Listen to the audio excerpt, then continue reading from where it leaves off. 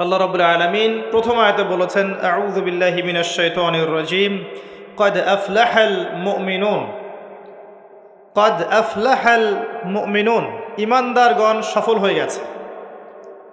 যারা ঈমান এনেছে তারা সফল হয়ে গেছে। আল্লাহ পাক স্টেটমেন্ট দিচ্ছেন ঈমানদারগণ সফল হয়ে গেছে।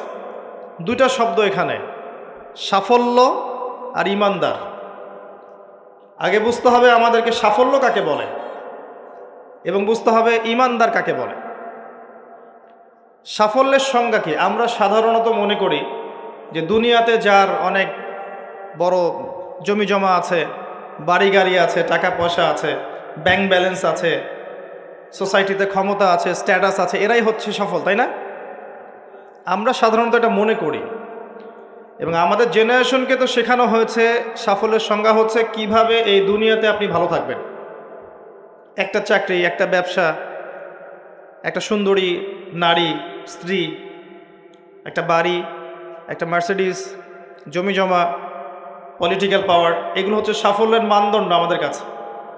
এগুলো অর্জন করলে পরে সমাজের মানুষ বলে হ্যাঁ লোকটা সফল, জীবনে কিছু করতে পেরেছে। এগুলো যারা অর্জন করতে ব্যর্থ হয়, সে যত ভালো মানুষই হোক না কেন, মানুষ মনে করে ব্যর্থ। সারা জীবন পানের দোকান করলাম, কি করলাম? সারা জীবন সবজি বিক্রি করলাম, সারা জীবন ছোট্ট একটা ব্যবসা করে খাইলাম, ছোট্ট চাকরি করলাম, জীবনটাই যেন বৃথা। মানুষের দর্শন, চিন্তা দর্শন এখন এমন। আল্লাহ পাক এটা কোরআনে বলেছেন, বাল তুসিরুনাল হায়াতাদ দুনিয়া ওয়াল আখিরাতু খায়রু ওয়া আবকা। বরং তোমরা দুনিয়ার জীবনকেই প্রাধান্য দিয়ে থাকো, প্রকৃতপক্ষে পরকাল উত্তম এবং চিরস্থায়ী। সূরা আলী ইমরানে আল্লাহ পাক বলেছেন 185 নম্বর আয়াতে, কুল্লু নাফসিন যায়িকাতুল মাউত, প্রত্যেকটা নফস মৃত্যুর স্বাদ গ্রহণ করবে। আর কিয়ামতের দিন তোমাদেরকে পূর্ণ মাত্রায় প্রতিদান দেয়া হবে। সেদিন ফামান যুহজিহা আনিন নার ওয়া উদখিলাল জান্নাতা ফাকাদ ফাজ। কিয়ামতের মাঠে যাকে পুলসিরাত পার করানো হবে, জাহান্নাম থেকে বাঁচানো হবে, জান্নাতে প্রবেশ করানো হবে, একমাত্র সে ব্যক্তি সফল, আর কেউ সফল নয়। ওয়ামাল হায়াতুদ দুনিয়া ইল্লা মাতাউল গুরুর, দুনিয়ার জীবন ধোঁকা প্রতারণা ছাড়া কিচ্ছু নয়। মরীচিকা দেখেছেন? মরীচিকা রোদের মধ্যে দেখা যায়, এটা দুনিয়ার জীবন। আল্লাহ পাক এর সাথে তুলনা করেছেন। আরেকটা আয়াত আছে সূরা হাদীদের মধ্যে, ওই আয়াতের মধ্যে আল্লাহ পাক দুনিয়ার জীবনের একটা এক্সাম্পল দিয়েছেন, দৃষ্টান্ত দিয়েছেন। কেমন?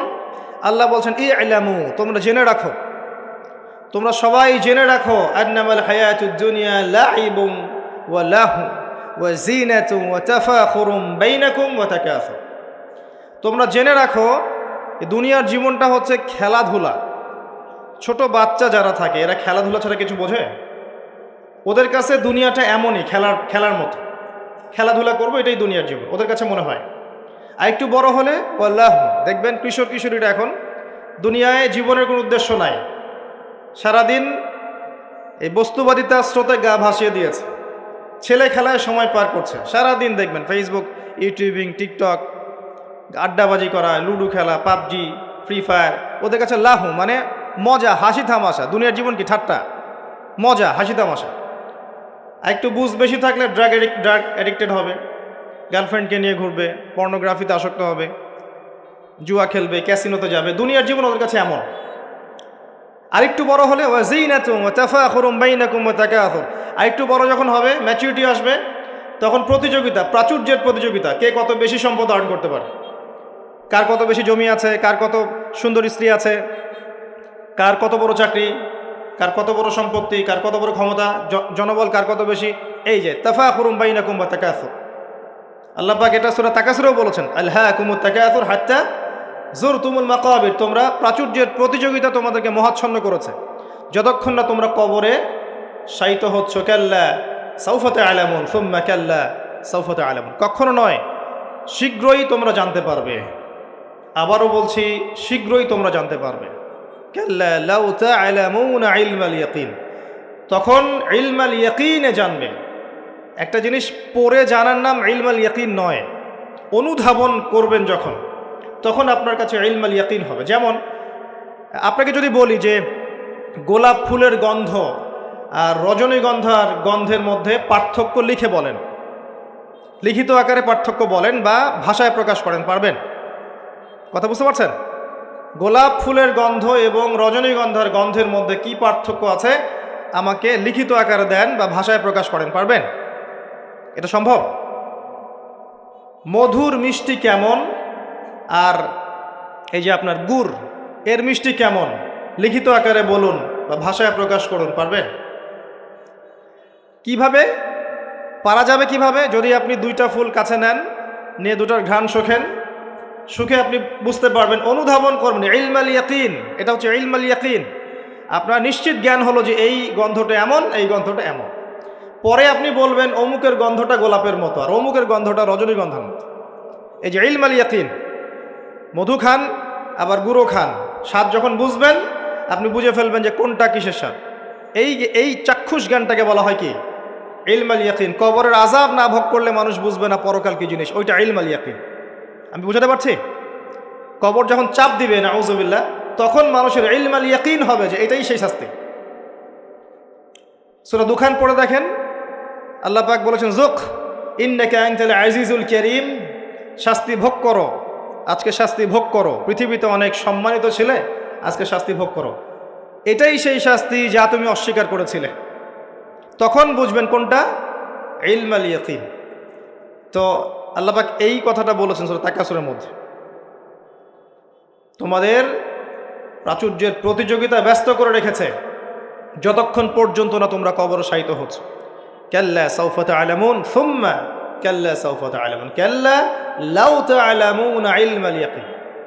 নিশ্চিত জ্ঞান সহকারে তোমরা জানবেই ইনশাআল্লাহ তাআলা। আল্লাহ পাক সূরা হাদীদের এই আয়াতে বলছেন যে দুনিয়ার জীবনটা খেলাধুলা, প্রাচুর্যের প্রতিযোগিতা, অনর্থক বিষয়ে ব্যস্ত থাকা। ই'লামু আন্নামাল হায়াতুদ দুনিয়া লা'ibun ওয়া লাহু ওয়া যিনাতুন ওয়া তাফাখুরুন বাইনাকুম ওয়া তাকাথুরুন ফিল আমওয়ালি ওয়াল আওলাদ। এই প্রাচুর্যের প্রতিযোগিতা হচ্ছে সম্পদের ক্ষেত্রে, সন্তানদের ক্ষেত্রে। এটা করি না আমরা? আমার এত সন্তান, আমার এত সম্পদ। আল্লাহ এটাই বলছেন কামাসালি গায়যিন, এর এক্সাম্পলটা হচ্ছে এমন, কামাসালি গায়যিন আ'জাবাল কুফফার নাবাত। দুনিয়ার জীবনের উদাহরণ হচ্ছে এমন একটা বৃষ্টির মতো, ভালো করে বোঝেন, একটা বৃষ্টির মতো যে বৃষ্টিটা একটা মৃত জমিনে পড়লো, জমিনটা মৃত ছিল, এরপর জমিনটা সজীব হলো, হওয়ার পরে সেখানে ফসল ফলল, ফসলটা এক পর্যায়ে সবুজ হলো। কি হলো? সবুজ, শস্য শ্যামল হয়ে গেল। এরপরে এই ফসলটা হলুদ বর্ণ ধারণ করল। হলুদ বর্ণ ধারণ করে না শেষে? এরপর চাষি এটাকে কেটে ফেলল। এই যে বৃষ্টি পড়ল, মৃত জমিন জীবিত হলো, এই যেখানে বীজ দেয়া হলো, ফসল ফললো, ফসলটা সবুজ হলো, তখন চাকচিক্যময় চারপাশ, শস্য শ্যামল, সুজলা সুফলা, না? খুব ভালো লাগছে। এরপরে আবার দেখবেন ওইটা পিতবর্ণ ধারণ করবে, হলুদ হয়ে যাবে, চাষি ওটাকে কেটে ফেলবে। সুম্মা ইয়াকুনু ফাতারাহু মুসফাররান সুম্মা ইয়াকুনু হুতামা। এরপর এই যে ফসলটা কেটে ফেললেন, এটার খড়কুটা পড়ে থাকলো না, এটা দিয়ে আপনি জাল দিবেন, আগুন জ্বালাবেন, তাই না? রান্নার কাজে ব্যবহার করবেন। এই হলো দুনিয়ার জীবন। ওয়া ফিল আখিরাতি আযাবুন শাদীদ, আর পরকালের জীবনে স্থায়ী, এখানে আছে কঠিন শাস্তি, অথবা ওয়া মাগফিরাতুম মিনাল্লাহি ওয়া রিদওয়ান, অথবা থাকবে আল্লাহর মাগফিরাত মানে ক্ষমা এবং সন্তুষ্টি। ওই দুনিয়ার ওই ছোট্ট জীবনটাকে যারা আল্লাহর বিধান অনুযায়ী চালাতে পারবে, পরকালে ওদের শাস্তির কোনো ভয় নেই। লা খাউফুন আলাইহিম ওয়া লা হুম ইয়াহজানুন। এই জীবনটায় যারা তাকাসুর, ভোগবিলাস, লাহু এগুলোতে ব্যস্ত থাকবে, এদের পরকাল হবে আযাবুন শাদীদ, কঠিন শাস্তির। ওয়া মাল হায়াতুদ দুনিয়া ইল্লা মাতাউল গুরুর। এই হলো সূরা হাদীদের আয়াত। দুনিয়ার জীবন প্রতারণা ছাড়া কিচ্ছু নয়। অতএব তোমাদের করণীয় কি? তার পরের আয়াতে বলা আছে ওয়াসাবিকু ইলা মাগফিরাতিম মির রাব্বিকুম ওয়া জান্নাহ। অতএব তোমরা দুনিয়ার জীবনকে প্রাধান্য না দিয়ে পরকালের দিকে ফোকাস করো, তোমার রবের পথের দিকে ফোকাস করো। ছুটে চলো, তোমরা ছুটে চলো সেই জান্নাতের দিকে যার প্রশস্ততা আসমান এবং জমিনের সমান। ওয়াসাবিকু ইলা মাগফিরাতিম মির রাব্বিকুম ওয়া জান্নাহ আরদুহা কাআরদিস সামাই ওয়াল আরদ উইদ্দাত লিল্লাযিনা আমানু বিল্লাহি ওয়া রাসূলিহি। এটা প্রস্তুত করা হয়েছে কাদের জন্যে? যারা ঈমান এনেছে এবং তদনুযায়ী কি করেছে? আমল করেছে। আল্লাহর প্রতি ঈমান এনেছে রাসূলগণের প্রতি ঈমান এনেছে, তদনুযায়ী আমল করেছে, এই মুমিনদের জন্য জান্নাত প্রস্তুত করা আছে। আল্লাহ পাক এই সূরায় বলছেন কদ আফলাহাল মুমিনুন। কথা বুঝতে পারছেন এবার? সফল কারা হয়েছে? এই মুমিনরা। আর আফলাহার সংজ্ঞা আল্লাহ পাক দিয়ে দিলেন ফামান যুহজিহা আনিন নার ওয়া উদখিলাল জান্নাহ ফাকাদ ফাজ। পরকালে যে জান্নাতে যাবে, জাহান্নাম থেকে বাঁচবে, একমাত্র সেই ব্যক্তি সফল, আর কেউ সফল নয়। এখন কদ আফলাহাল মুমিনুন আয়াতের মধ্যে সাফল্যের সংজ্ঞা আপনি শিখে ফেললেন। দুনিয়ার জীবনের সাফল্য চিরস্থায়ী নয়, পরকালের সাফল্য চিরস্থায়ী। দুনিয়ার সবচেয়ে আরামে আয়েশে থাকা ব্যক্তিকে আল্লাহ পাক 1 সেকেন্ডের জন্য জাহান্নামে প্রবেশ করাবেন। হাদিস এসেছে দুনিয়াতে আল্লাহ পাক যাকে সবচেয়ে বেশি নিয়ামত দিয়েছেন, one kind of Bill Gates. কথা বুঝতে পারছেন? ইমানদার ছিল না, কাফের ছিল, প্রচুর ধন সম্পদ আল্লাহ পাক দিয়েছেন। আল্লাহ পাক তাকে 1 মুহূর্তের জন্য জাহান্নামে ঢোকাবেন কিয়ামতের মাঠে, ঢুকিয়ে বের করবেন। বের করে বলবেন দুনিয়াতে সুখে ছিলে? দুনিয়াতে কি সুখে ছিলে তুমি? তখন সেই ব্যক্তি বলবে সুখ কি জিনিস আমি জানি না, সুখ শান্তি কি জিনিস আমি জানি না। 1 সেকেন্ডে। এরপরে পৃথিবীতে সবচেয়ে কষ্টে যে ব্যক্তি ছিল, ধরে নেন আজকে সিরিয়ার মাজলুমদের মতো কেউ, বা প্যালেস্টাইনের মাজলুমদের মতো কেউ, বা আপনাদের এখানেও অনেক মাজলুম আছেন, পৃথিবীর বিভিন্ন জায়গায় এখন মাজলুমদের সংখ্যাই বেশি। যাই হোক, তাকে ঢোকানো হবে জান্নাতে 1 সেকেন্ডের জন্য, 1 মুহূর্তের জন্য, ঢুকিয়ে আবার বের করা। আল্লাহর 1 মুহূর্ত আবার আমাদের মতো নয়, ওই 1 মুহূর্তেই সে অনন্তকালের স্বাদ পেয়ে যাবে। আল্লাহ পাকের 1 মুহূর্ত, তাতে অনন্তকালের স্বাদ সে পেয়ে যাবে ইনশাআল্লাহ। এবার বের করবেন। দুনিয়াতে কষ্টে ছিলে? দুনিয়াতে কখনো কষ্টে ছিলে? এই ব্যক্তি বলবে কষ্ট কি জিনিস আমি তো জানি না, কষ্ট কি জিনিস আমি তো জানি না। অর্থাৎ এই হাদিস থেকে বুঝতে পারছি দুনিয়াতে আমরা যে যত ভালোই থাকি না কেন, পরকালে যদি সফল হতে না পারি দুনিয়ার জীবন বৃথা। ওই যে বাবু তোমার তো 16 আনাই বৃথা, একটা কবিতা আছে না, পড়েছিলেন? এখন তো এগুলা বই থেকে উঠিয়ে দেওয়া হচ্ছে মোটামুটি। ওমর ফারুক একটা কবিতা ছিল, পড়েছেন? এখন আমরা পড়েছিলাম, এখন এগুলো নাই। আস্তে আস্তে আস্তে আস্তে টেকনিক্যালি ভ্যানিশ হয়ে যাচ্ছে, মানে হাওয়ায় মিলে যাচ্ছে। সুবহানাল্লাহ। এই বিশ্বে কোনো কিছুই এমনি এমনি হচ্ছে না। এই বিশ্বে যা কিছু হচ্ছে এর পিছনে কোনো না কোনো কারণ থাকে। কারণটা ফাইন্ড আউট করতে হলে আপনাকে খিজির হতে হবে। কি হতে হবে? তাকে পাবেন কোথায়? কোথায় পাবেন? মাজমাউল বাহরাইন, 2 সাগরের মিলনস্থলে পাবেন। সূরা কাহফ, নবী মুসা আলাইহিস সালাম এবং খিজির আলাইহিস সালামের গল্প পড়েন, ঘটনাটা পড়েন। এখানে আপনি দেখবেন খিজির আলাইহিস সালামকে আল্লাহ পাক বাহ্যিক জ্ঞানের সাথে সাথে আধ্যাত্মিক জ্ঞান দিয়েছিলেন। যখন বাহ্যিক এবং আধ্যাত্মিক জ্ঞান একত্রিত হবে, মাজমাউল বাহরাইন, 2 সাগর মিলে যাবে, তখন আপনি নূর লাভ করবেন, বাসিরা লাভ করবেন, অন্তর্দৃষ্টি লাভ করবেন। তখন আপনি চারপাশের বিষয়গুলো গভীরভাবে বুঝতে পারবেন ইনশাআল্লাহ।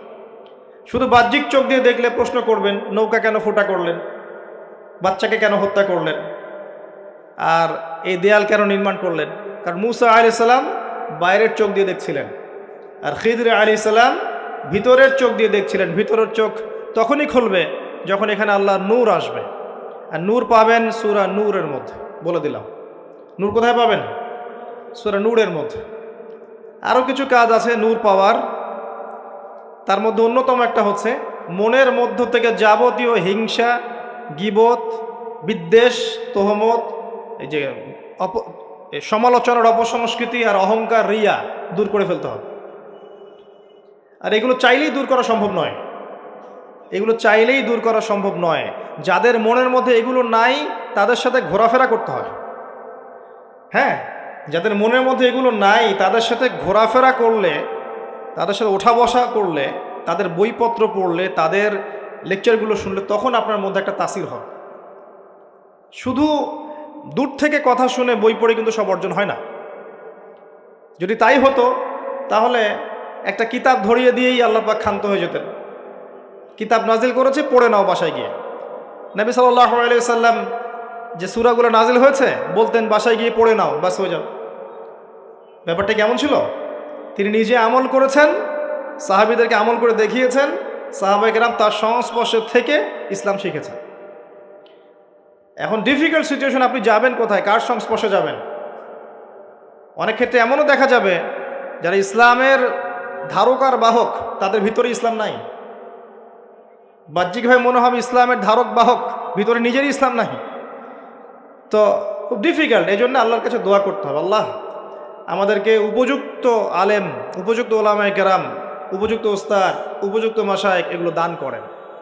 তারপরে আল্লাহ পাক ইনশাল্লাহ দান করবেন ইনশাআল্লাহ আযজা ওয়া জাল।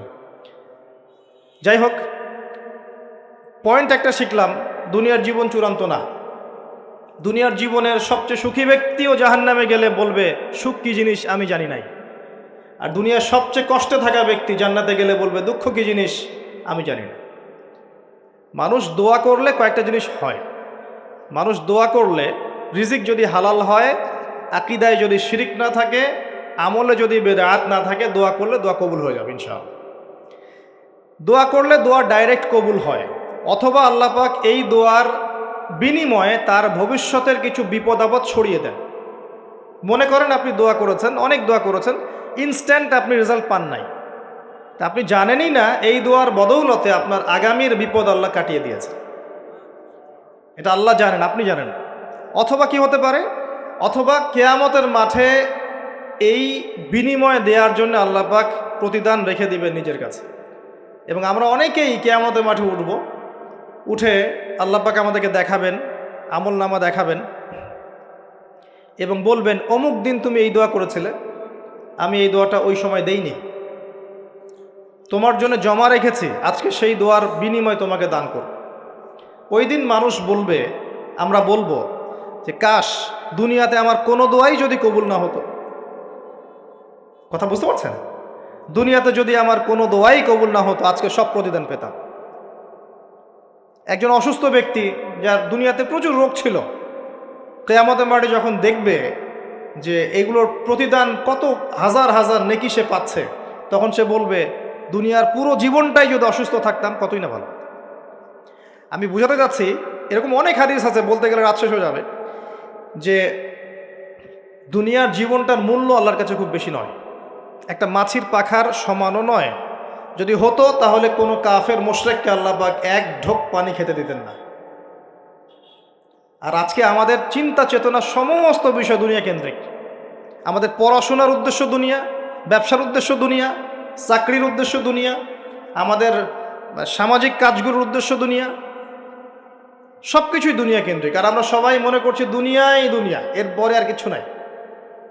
মনে রাখবেন, যে ব্যক্তি দুনিয়ার জন্য দুনিয়া করে, শুধু দুনিয়ার জন্যই দুনিয়া করে, সে দুনিয়া পরকাল দুটোই হারাবে।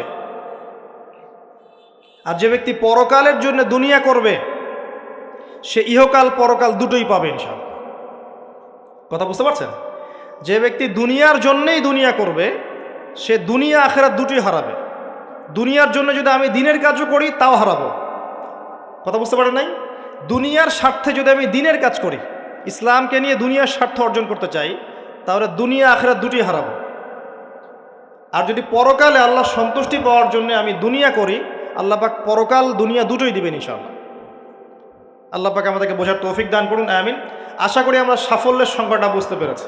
কারা সফল হবে? মুমিনরা। এবার আসেন, মুমিন কারা? সহজ কথায় বলছি, যারা 6টা বিষয় বিশ্বাস করে। কয়টা? 6টা পিলারে যারা বিশ্বাস করে। 1 নাম্বার, মুহাম্মদ সাল্লাল্লাহু আলাইহি ওয়াসাল্লামকে জিজ্ঞেস করা হয়েছিল না, ইয়া মুহাম্মদ সাল্লাল্লাহু আলাইহি ওয়াসাল্লাম আখবিরনি আনিল ঈমান, আমাকে ঈমান সম্পর্কে বলুন। মনে আছে হাদিসটা? হাদিসে জিবরিল, মিশকাতের 2 নম্বর হাদিস মেবি, জি। আর মুসলিম শরীফের 9 নম্বর হাদিস। জিবরাইল আলাইহিস সালাম মানুষের বেশ ধরে নবী সাল্লাল্লাহু আলাইহি ওয়াসাল্লামের কাছে এসেছিলেন, তার হাঁটুর সাথে হাঁটু লাগিয়ে বসেছেন, বসে 4টা প্রশ্ন করেছিলেন। ইসলাম কাকে বলে, ঈমান কাকে বলে, ইহসান কাকে বলে, এবং কিয়ামত কবে হবে। নবীজি বলেছিলেন কিয়ামত কবে হবে এই বিষয়ে প্রশ্নকারী উত্তরদাতার জ্ঞান সমান। তখন তিনি আবার প্রশ্ন করেছিলেন, তাহলে আলামত কিছু বলে দিন। এর উপর বিস্তারিত আমার খুতবা আছে, শুনে নেবেন, ইউটিউবে আছে। তো এর মধ্যে একটা প্রশ্ন ছিল ঈমান কাকে বলে। নবী সাল্লাল্লাহু আলাইহি ওয়াসাল্লাম উত্তর দিয়েছিলেন, আল ঈমান, ঈমান হচ্ছে আন তুমিনা বিল্লাহ, তুমি বিশ্বাস করবে এক আল্লাহর প্রতি, মুখস্থ করে ফেলবেন, এক আল্লাহর প্রতি ঈমান, ওয়া মালাইকাতিহি, তার ফেরেশতা মণ্ডলীর প্রতি 2 নম্বর, 3 নম্বর ওয়া কুতুবিহি, তার আসমানি কিতাব সমূহের প্রতি, সমস্ত আসমানি কিতাব সমূহের প্রতি, 4 নম্বর ওয়া রুসুলিহি, তার সমস্ত রাসূলগণের প্রতি বিশ্বাস করবে, 5 নম্বর ওয়াল ইয়াউমিল আখির, পরকালের জীবনে বিশ্বাস করবে, 6 নম্বর ওয়াল কদরি খায়রিহি ওয়া শাররিহি, তাকদীরের ভালো এবং মন্দের প্রতি বিশ্বাস করবে। এই 6টা পিলারের প্রতি বিশ্বাস করার নাম কি? ঈমান। বলেন তো আমার সাথে, 1 নম্বর আল্লাহর প্রতি, 2 নম্বর ফেরেশতা মণ্ডলীর প্রতি, 3 নম্বর আসমানি কিতাব সমূহের প্রতি, 4 নম্বর নবী রাসূলগণের প্রতি, 5 নম্বর পরকালের জীবনের প্রতি, 6 নম্বর কি? ভাগ্যের ভালো মন্দের প্রতি। এখন মজার ব্যাপার হচ্ছে এই 6টার কোনোটাই চোখে দেখা যায় না। কথা বুঝতে পারছেন? এই 6টার কোনোটাই আপনি চোখে দেখতে পারবেন না। আল্লাহ দেখেছেন, মালায়েকা ফেরেশতা দেখেছেন, আসমানি কিতাব সমূহ, আগের আসমানি কিতাবগুলো দেখেছেন। আমি তো বারবার একটা কথা বলি লেকচারে, যে অনেক মুসলিম তো কোরআনও দেখেনি। এমন মুসলিম নাই? আছে, অবশ্যই আছে, দিন দিন ওদের সংখ্যা বাড়ছে। হ্যাঁ, কেমব্রিজ, অক্সফোর্ড, হার্ভার্ড থেকে পড়ে আসছে, কোরআন দেখেনি। হ্যাঁ, আপনি তোলা তোলা করে বড় করেছেন, ইউনিভার্সিটিতে পড়ে আপনার ছেলে কোরআন দেখেনি কখনো। দেখেছে যে তার বাবার মৃত্যুবার্ষিকীতে হুজুর এসে একটা বই পড়ে, তার নাম কোরআন, তার কাছে এরকমই মনে হয়। এরকম জেনারেশন আছে না? এদেরকে খিজির আলাইহিস সালাম পেলে হত্যা করতেন। ওই যে ছোট্টবেলায় একটা বাচ্চাকে হত্যা করলেন, মনে আছে? একটা ছোট্ট বাচ্চাকে খিজির আলাইহিস সালাম হত্যা করেছিলেন। নবী সাল্লাল্লাহু আলাইহি ওয়াসাল্লাম বলেছিলেন, কে জন্য হত্যা করলেন? একটা অপরাধ করলেন আপনি। খিজির আলাইহিস সালাম বলেছিলেন, এই বাচ্চা যদি বড় হতো তাহলে বিশাল কাফের হতো এবং নিজে কুফরি করতো, পিতামাতাকে কাফের বানিয়ে ছাড়তো। এই হলো সেই জেনারেশন যেটাকে আমরা বড় করছি এখন। বিশ্বাস করেন এটাই সেই জেনারেশন। আর সূরা কাহফ কিন্তু শেষ জামানার সূরা। এই সূরা আপনাকে দাজ্জাল থেকে বাঁচাবে। দাজ্জাল আগমনের সময় বিশ্বের কি অবস্থা হবে এটা ওই সূরার মধ্যেই দেয়া আছে। এটাকে আপনাকে বুঝতে হবে গভীরভাবে। যাই হোক, আসেন, আসমানি কিতাবসমূহ আমরা কিন্তু দেখিনি, কোরআন আমরা দেখেছি। নবী রাসূলগণ কোন নবীকে দেখেছেন? এমনকি আমরা কি আমাদের নবীকেও দেখেছি? দেখিনি। ওয়াল ইয়াউমিল আখির, পরকালকে দেখেছেন? পরকালের কিছুই দেখিনি আমরা। দেখেছি? আমরা শুনেছি কবরে আযাব হয়, দেখেছেন কখনো? কবর চাপা দিবে, দেখেছেন? কবরে প্রশ্নোত্তর হবে, দেখেছেন? কবরে যে আমরা দাফন করে দিয়ে আসি, কখনো কি দেখা যায় এগুলো? আমরা কি রূহ বা আত্মাকে দেখেছি? দেখেছি? এরকম পরকালের প্রতিটা স্তর, কিয়ামতের মাঠ, মিজান, পুলসিরাত, জান্নাত, জাহান্নাম, আমলনামা দেখেছি? দেখি নাই। আমাদের কাঁধের ফেরেশতা দেখেছি? কিচ্ছু দেখি নাই। এই যে 6টা পিলার ঈমানের, সব কিন্তু গায়েব, অদৃশ্য বিশ্বাস। এটাই সেই আয়াতের ব্যাখ্যা। আল্লাহ পাক বলেছেন, আলিফ লাম মিম যালিকাল কিতাব লা রাইবা ফিহি হুদাল লিল মুত্তাকিন, এই বইটা মুত্তাকিদের জন্য হেদায়েত, যে বই কোনো সন্দেহ নাই, যে কিতাবে কোনো সন্দেহ নাই। এই মুত্তাকি কারা? আল্লাযীনা ইউমিনুনা বিল গায়বি, যারা কিনা প্রথমত এই গায়েবের প্রতি ঈমান আনে। এই হলো গায়েবের 6টা পিলার। এখন সবচেয়ে মজার কথা হচ্ছে যে এখনকার শিক্ষা এবং জ্ঞান দর্শন হচ্ছে এমন যে পরীক্ষা নিরীক্ষা, বিজ্ঞান, যুক্তি আর দর্শন দিয়ে কোনো কিছুকে যদি প্রমাণ না করতে পারেন তাহলে তার অস্তিত্ব নেই। এটা আমাদেরকে শেখানো হয়, পশ্চিমারা এটা শিখিয়েছে। পশ্চিমারা এটা শিখিয়েছে যে পরীক্ষা নিরীক্ষা, পর্যবেক্ষণ, যুক্তি, দর্শন, বিজ্ঞান, এগুলো দিয়ে যদি আপনি প্রমাণ করতে না পারেন কোনো কিছুকে, তাহলে এগুলোর কোনো অস্তিত্ব নেই।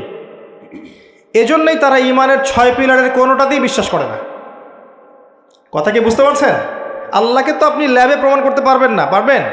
আর আল্লাহ যদি সামনে থাকতেন তাহলে কি ফেরাউনও তাকে সাজদা করতো না? করতো না? তাহলে কি দুনিয়ার জীবনটা কোনো পরীক্ষা হতো? হতো না। যাই হোক, এই যে মালায়েকা, আপনি কি ল্যাবে প্রমাণ করতে পারবেন? পারবেন? পারবেন না। রূহ বা আত্মাকে প্রমাণ করতে পারবেন? স্বপ্নের ব্যাখ্যা দিতে পারবেন? ঘুম, মানুষ যে ঘুমায়, ঘুমের মধ্যে হাসে এবং কাঁদে, আছে না? ঘুমের মধ্যে ভয় পায়, ব্যাখ্যা করতে পারবেন? পারবেন না। এই যে পরকালের জীবনের, কবরের আযাব, জান্নাত, জাহান্নাম, মিজান, পুলসিরাত, একটাকেও কি ব্যাখ্যা করা যাবে? ল্যাবরেটরিতে প্রমাণ করা যাবে? ওদের দর্শন হচ্ছে, এটাকে বলে এপিস্টিমোলজি বা জ্ঞান তত্ত্ব। ওদের জ্ঞান তত্ত্ব হচ্ছে যে যেহেতু এগুলোকে আমরা প্রমাণ করতে পারছি না, অতএব এগুলোর কোনো অস্তিত্ব নাই, চাক্ষুষ যা দেখব তাই সত্য। এটা ওই যে মূসা আলাইহিস সালামকে বলেছিল তার কওম, লান নুমিনা লাকা হাত্তা নারাল্লাহা জাহরা, আমরা বিশ্বাস করব না তোমার কথা হে মূসা, যতক্ষণ আল্লাহকে হাজির করছো আমাদের সামনে, দেখব তারপর বিশ্বাস করব। এই জ্ঞান তত্ত্ব দিয়েই সারা বিশ্বের শিক্ষা দর্শন চলছে।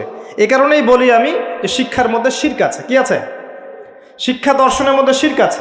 কিন্তু এই চিন্তা চেতনা লালন করে কেউ জ্ঞান অর্জন করে, তার এই পুরো জ্ঞান অর্জনটাই বৃথা। এই জ্ঞানের দিয়ে সে দুনিয়া পাবে, পরকাল পাবে না। তো ইমানের 6 পিলার প্রত্যেকটাই কি? গায়েবে বিশ্বাস। এগুলো বিশ্বাস করতে হবে, এটাই দুনিয়ার জীবনের পরীক্ষা। মনে রাখবেন, এগুলোর প্রতিটার পিছনেই বিজ্ঞান আছে, যুক্তি দর্শন আছে, কিন্তু আমাদেরকে সেই ক্যাপাবিলিটি অফ থিঙ্কিং দেয়া হয় নাই। আমাদেরকে ওই মাথার মধ্যে ওই চিন্তা শক্তি দেয়া হয়নি যে আপনি মালায়েকা ব্যাখ্যা করতে পারবেন। যখন মৌতের আলামত শুরু হবে, মানুষের চোখ লোহার মতো তীক্ষ্ণ হয়ে যাবে। আছে না সূরা কফের মধ্যে, ফাকাশাফনা আনকা গিতাআক ফাবাসারুকা ইয়াওমা হাদিদ, এই যে তোমার চোখ আজকে লোহার মতো তীক্ষ্ণ হয়ে গেছে, পরকালকে দেখতে পারবে সে। মৃত্যুর সময় দেখবেন মানুষ চোখ খুলে তাকিয়ে থাকে না, চোখ বন্ধ করে দেয়া হয়। তার রূহটা যে মালায়েকা নিয়ে চলে গেছেন সে দেখতে থাকে, রূহটাকে ফলো করতে থাকে। মানুষের সায়েন্স বলে এখন মানুষের বডি যখন মারা যায় তারপরও চোখ জীবিত থাকে। চোখের মধ্যে চোখ সবচেয়ে শেষে নষ্ট হয়। চোখের এই যে ইন্দ্রিয়ের ক্ষমতাটা, এটা প্রথম মানে ডেড বডি মারা যাওয়ার সাথে সাথেই শেষ হয়ে যায় না, চোখের এই ক্ষমতাটা বাকি থাকে। দেখবেন চোখ তাকিয়ে আছে। যদি ভালো মানুষ হয়, একটা জান্নাত থেকে সিঁড়ি নামিয়ে দেওয়া হয় এবং সিঁড়িতে করে তার আত্মা চলে যাবে ইল্লিনে ইনশাআল্লাহ। আর খারাপ হলে কোথায় যাবে? সিজ্জিন। এটা বারজাখের জীবন, এখানে আযাব দেয়া হচ্ছে। মেরাজের রাতে নবী সাল্লাল্লাহু আলাইহি ওয়াসাল্লাম দেখে আসছেন না? সুদখোরের শাস্তি রক্তের নদীতে ফেলে মাথা ফাটিয়ে দেওয়া হচ্ছে। জেনাকারের শাস্তি, সামনে ভালো গোশত আছে, এদিকে খারাপ গোশত আছে, পচা গোশত খাচ্ছে। গীবত করে শাস্তি দেখেছেন, এতিমের মাল আত্মসাৎকারী এরকম করে আগুনের দলা খাচ্ছে, বায়ুপথ দিয়ে আগুন বের হয়ে যাচ্ছে। অনেক শাস্তি দেখে এসেছেন। এক শ্রেণীর বক্তার শাস্তিও দেখেছেন, নাউজুবিল্লাহ। আল্লাহ পাক হেফাজত করুন আমাদেরকে। আগুনের কেচি দিয়ে জিহ্বা কেটে দেয়া হচ্ছে, আগুনের কেচি দিয়ে জিহ্বা কেটে দেয়া হচ্ছে। সেটা হচ্ছে বলতো, কাজের বেলা কিছু ছিল না, এবং শরীয়তের মূল বিষয়কে বিকৃত করে ফেলতো এই শাস্তি। যাই হোক, তো এই 6 পিলারে কি করতে হবে? এই 6 পিলার 3টা কাজ করতে হবে। একটা হচ্ছে এই 6টা পিলারে আপনাকে প্রথমে আমাকে মনে বিশ্বাস করতে হবে, এটা 1 নাম্বার। তাসদিক বিল জিনান, ইকরার বিল লিসান। এরপর আপনাকে মৌখিক স্বীকৃতি প্রদান করতে হবে। এরপর আমালু বিল আরকান, কাজে বাস্তবায়ন করতে হবে। আর ঈমান কিন্তু ইয়াজিদু ফিত তাআহ, আল্লাহর আনুগত্যে ঈমান বৃদ্ধি পায়। ওয়া ইয়ানকুসু ফিল মাআসিয়া, এবং আল্লাহর অবাধ্যতা করলে ঈমান কিন্তু কমে যায়। ঈমান বাড়ে, ঈমান কমে। ঈমানের 6টা পিলারকে আবার 3টা কাজ করতে হবে: মনে বিশ্বাস, মুখে স্বীকৃতি, কাজে বাস্তবায়ন। কাজে বাস্তবায়ন করতে গেলে আপনি অনেক সময় ভুল করে ফেলতে পারেন, গুনাহ করে ফেলতে পারেন। গুনাহ করে ফেললেই, কবিরা গুনাহ করলেও কেউ কাফের হয়ে যাবে না, সে বড়জোর ফাসেক জালেম হতে পারে। তার তওবার দরজা কি থাকবে? খোলা থাকবে। তওবা করে সে ফিরে আসতে পারে। মৌতের আগ পর্যন্ত ওর তওবার দরজা খোলা আছে। আল্লাহ পাক চাইলে তাকে তওবা নসিব করতে পারেন। এই জন্য কেউ কবিরা গুনাহ করলেই তাকে কাফের মনে করার কোনো সুযোগ নেই। যারা ইসলামের নামে জঙ্গিবাদ ছড়িয়েছে তারা এই আকীদায় বিশ্বাস করে যে কেউ যদি কবিরা গুনাহ করে তাহলে কাফের হয়ে যাবে। কথা বুঝতে পারছেন? এটা খারেজি আকীদা বলে। কি আকীদা? খারেজি আকীদা। এরা বিশ্বাস করে কেউ কবিরা গুনাহ করলেই কাফের হয়ে যায়, অতএব ওকে মারা হালাল, ওর রক্ত হালাল, ওর সম্পদ হালাল। এই কারণে দেখবেন মুসলিম কান্ট্রিগুলোর মধ্যে এই যে মুসলিম থেকে হত্যা করা হচ্ছে, হত্যা মুসলিম থেকে করা হচ্ছে, নাম দেওয়া হচ্ছে জিহাদ।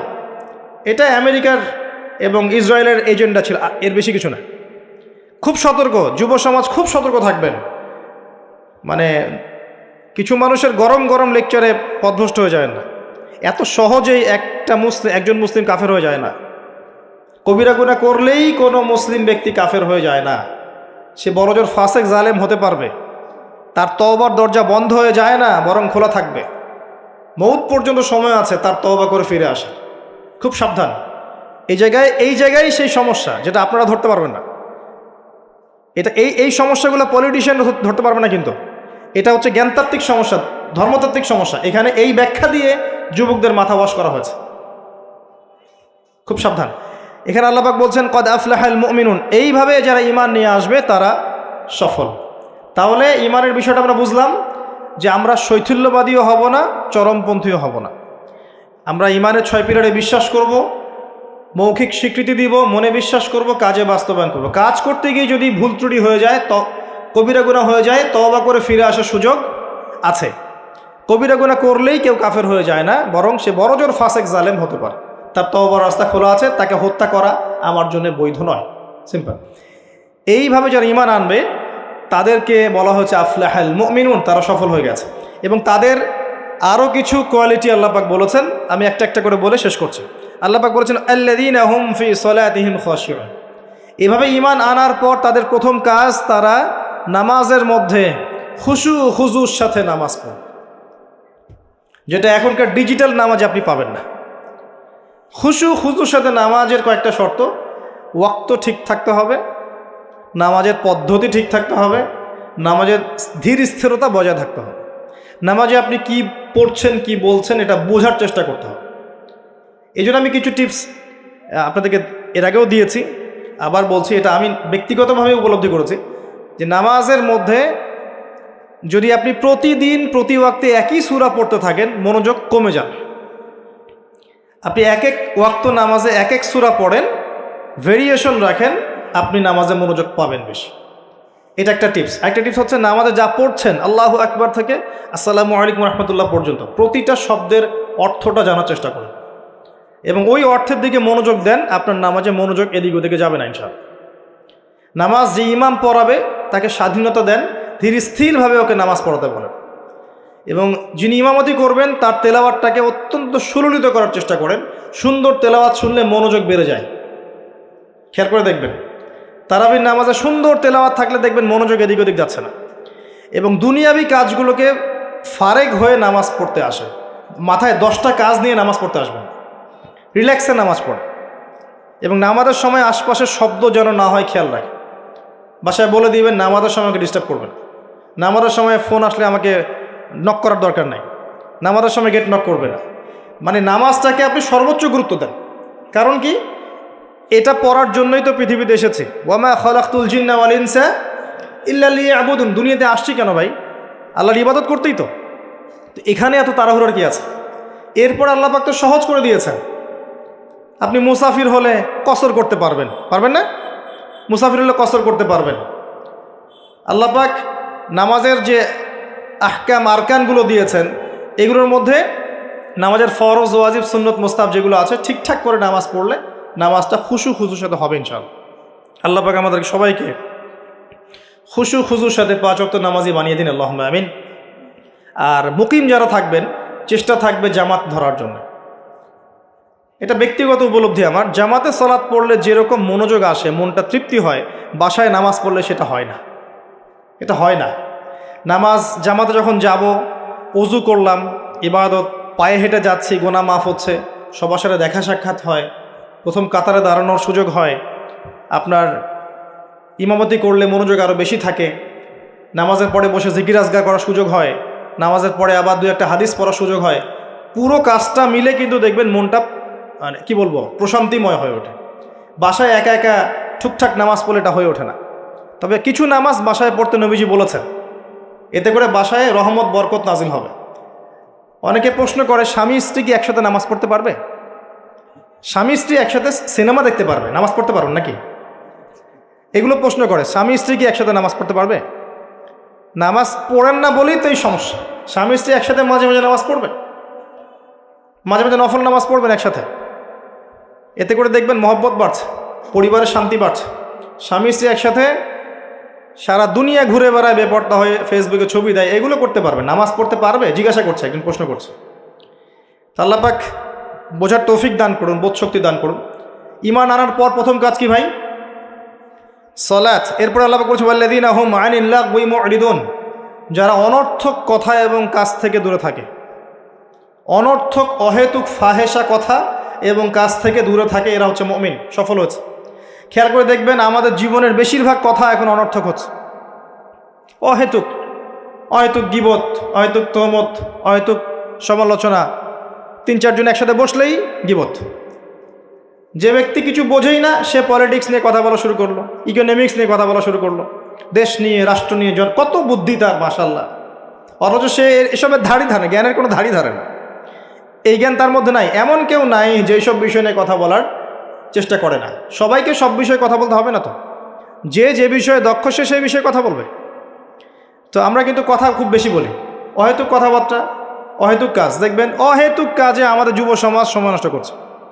ঘুম থেকে ওটা থেকে শুরু করে দেখেন, অহেতুক আড্ডা মারবে, অহেতুক বাইক নিয়ে ঘুরছে মেয়ের পিছনে, অহেতুক বান্ধবীর পিছনে ঘোরা, দেখবেন অহেতুক আড্ডা মারা, কফি শপে বসে থাকা, অনলাইনে সারাদিন অনলাইনে স্ক্রল করতে থাকা, অহেতুক দেখবেন বসে বসে গেমস খেলছে, যে গেমসের কোনো মূল্যই নাই, সময় নষ্ট করছে নিছক মনোরঞ্জনের জন্যে। এরকম প্রচুর কাজ, মেয়েদেরকেও দেখেন সেম কাজ করছে, সারাদিন দেখবেন ওই সাজুগুজু নিয়ে পড়ে আছে,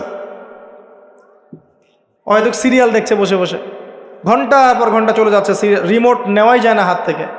সারাদিনের সব কাজ আগে শেষ করে সন্ধ্যার সময় বসতেই হবে, সন্ধ্যা থেকে রাত 10টা সিরিয়াল, 10টা সিরিয়াল দেখে শেষ করবে। তারপর বাঘের মুখ থেকে খাবার কেড়ে নিয়ে আসতে পারবেন, কিন্তু আপনার স্ত্রীর হাত থেকে রিমোট নিতে পারবেন না।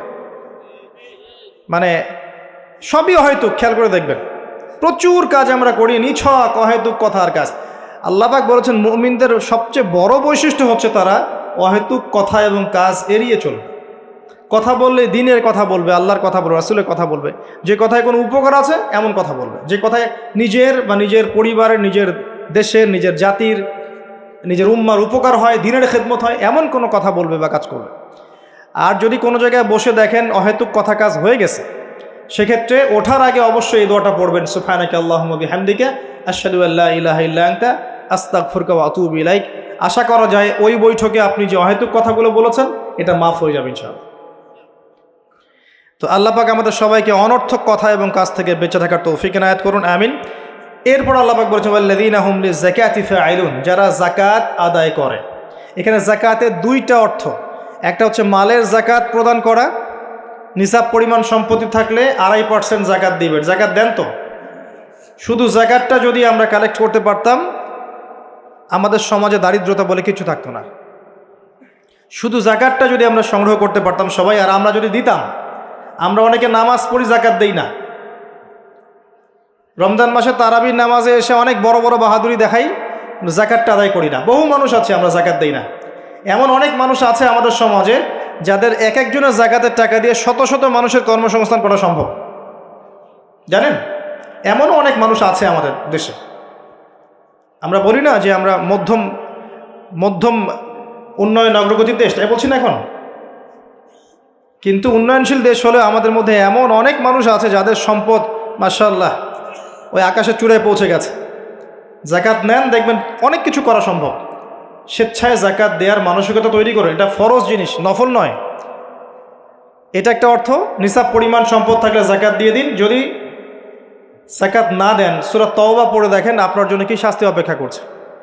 সম্পদ গলিয়ে কপালে, গালে, পিঠে সব জায়গায় আল্লাহ পাক লেপটে দিবেন, দিয়ে বলবেন হাযা মা কানাসতুম লিআনফুসিকুম, এটাই সেই সম্পদ যা তুমি তোমার জন্য জমিয়ে রেখেছিলে। ফাযুকুল আযাব বিমা কুনতুম তাকনিসুন, আজকে স্বাদ ভোগ করো, আযাব চাখো, যে সম্পদ তুমি সঞ্চয় করেছিলে এর স্বাদ তুমি চেখে দেখো।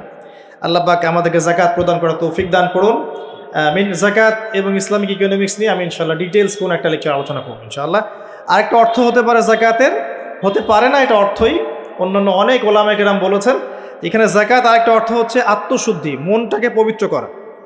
আর আত্মশুদ্ধি অর্জন হবে কিছু কাজে, আমি আবারও বলছি, আত্মশুদ্ধি অর্জন হবে নামাজ বেশি বেশি করে পড়লে এবং নফল নামাজ বাড়িয়ে দিলে, আল্লাহর জিকির বেশি বেশি করে করলে, তাসবিহ তাহলিলগুলো বাড়িয়ে দিলে, সকাল সন্ধ্যায় জিকির করলে, আল্লাহ পাকের কাছে বেশি বেশি দোয়া করলে, বেশি বেশি মৌতের কথা স্মরণ করলে, ইয়েতিমের মাথায় হাত বোলালে, মানব সেবামূলক কাজ করলে, জনগণের কল্যাণ হয় এমন কাজ করলে মন নরম হবে, সফট হবে ইনশাআল্লাহ। এবং মন যত নরম হবে তত বেশি আল্লাহর নূর সেখানে আসবে। একই সাথে মনের মধ্য থেকে যাবতীয় হিংসা, বিদ্বেষ, গীবত, তহমত, অহংকার, রিয়া বের করে ফেলতে পারলে ইনশাল্লাহ দেখবেন আপনার আমার মনটা পবিত্র হবে। এটাই হচ্ছে তাজকিয়া। আল্লাহ বলেছেন কদ আফলাহা মান যাক্কাহা ওয়া কদ খাবা মান দাসাহা। অন্য সূরায় বলেছেন কদ আফলাহা মান তাযাক্কা ওয়া যাকারা ইসমা রাব্বিহি ফাসাল্লা। আল্লাহ পাক আমাদের সবাইকে আত্মশুদ্ধি অর্জন করার তৌফিক এনায়েত করুন, আমিন। এরপর আল্লাহ পাক বলেছেন ওয়াল্লাযীনা হুম লিফুরুজিহিম হাফিজুন, যারা লজ্জাস্থানের হেফাজত করে। নারী পুরুষ উভয়ের জন্য লজ্জাস্থানের হেফাজতের কথা বলা হয়েছে। আর নারীদের ক্ষেত্রে তাদের পুরো দেহই লজ্জাস্থান, আর পুরুষের সতর আপনারা জানেন। এখানে বৈধ সম্পর্কের বাইরে যত অবৈধ সম্পর্ক আছে সব কিছু থেকে দূরে থাকতে বলা হয়েছে। আপনার চোখের জেনা, মনের জেনা, হাতের জেনা, পায়ের জেনা, সমস্ত জেনা এবং সত্যিকারের জেনা সব কিছু থেকেই দূরে থাকতে বলা হয়েছে। আর লজ্জাস্থান পবিত্র রাখার সবচেয়ে শ্রেষ্ঠ মাধ্যম হচ্ছে পবিত্র স্ত্রীকে বিয়ে করা, বিয়ে শাদী করে নিজের ইজ্জতটাকে হেফাজত করা।